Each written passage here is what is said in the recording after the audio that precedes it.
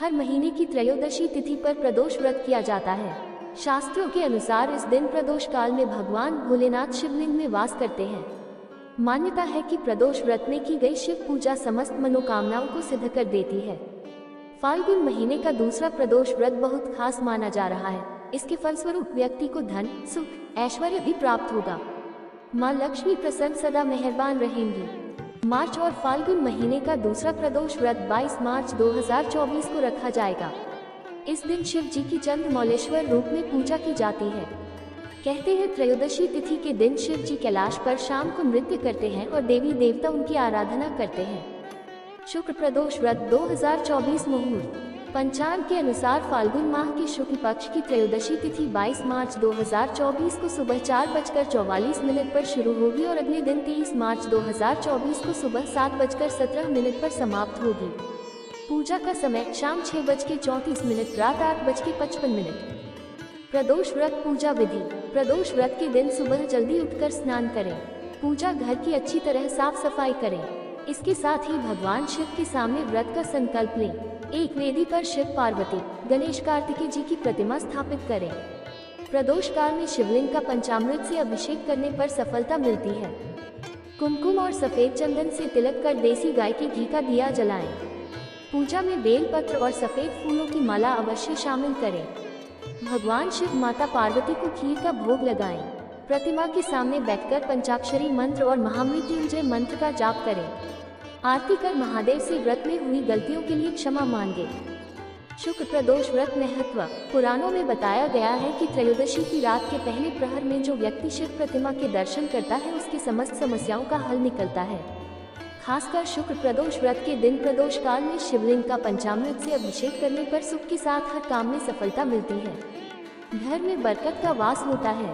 प्रदोष काल सूर्यास्त के 1.5 घंटे बाद तक माना जाता है।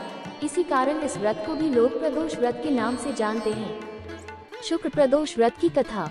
एक नगर में 3 मित्र रहते थे, राजकुमार, ब्राह्मण कुमार और तीसरा धनिक पुत्र। राजकुमार और ब्राह्मण कुमार विवाहित थे।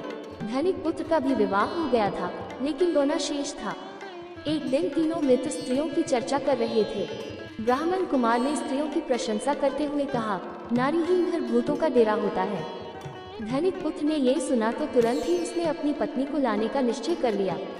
तब धनिक पुत्र के माता पिता ने समझाया कि अभी शुक्र देवता डूबे हुए हैं।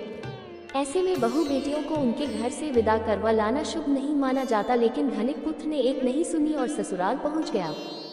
ससुराल में भी उसे मनाने की कोशिश की गई, लेकिन वो जिद पर अड़ा रहा और कन्या के माता पिता को उनकी विदाई करनी पड़ी। विदाई के बाद पति पत्नी शहर से निकले ही थे कि बैलगाड़ी का पहिया निकल गया और बैल की टांग टूट गई। दोनों को चोट लगी, लेकिन फिर भी वो चलते रहे। कुछ दूर जाने पर उनका पाला डाकुओं से पड़ा, जो उनका धन लूट कर ले गए। दोनों घर पहुंचे। वहां धनिक पुत्र को सांप ने डंस लिया। उसके पिता ने वैद्य को बुलाया तो वैद्य ने बताया कि वो 3 दिन में मर जाएगा। जब ब्राह्मण कुमार को ये खबर मिली तो वो धनिक पुत्र के घर पहुंचा और उसके माता पिता को शुक्ल प्रदोष व्रत करने की सलाह दी और कहा कि इसे पत्नी सहित वापस ससुराल भेज दें। धनिक ने ब्राह्मण कुमार की बात मानी और ससुराल पहुंच गया, जहां उसकी हालत ठीक होती गई, यानी शुक्ल प्रदोष के महात्म्य से सभी घोर कष्ट दूर हो गए।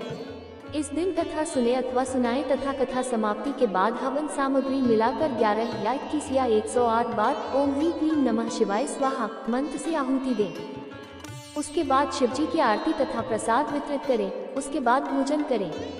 कहा जाता है कि शुक्रवार को प्रदोष व्रत सौभाग्य और दाम्पत्य जीवन में सुख समृद्धि भर देता है।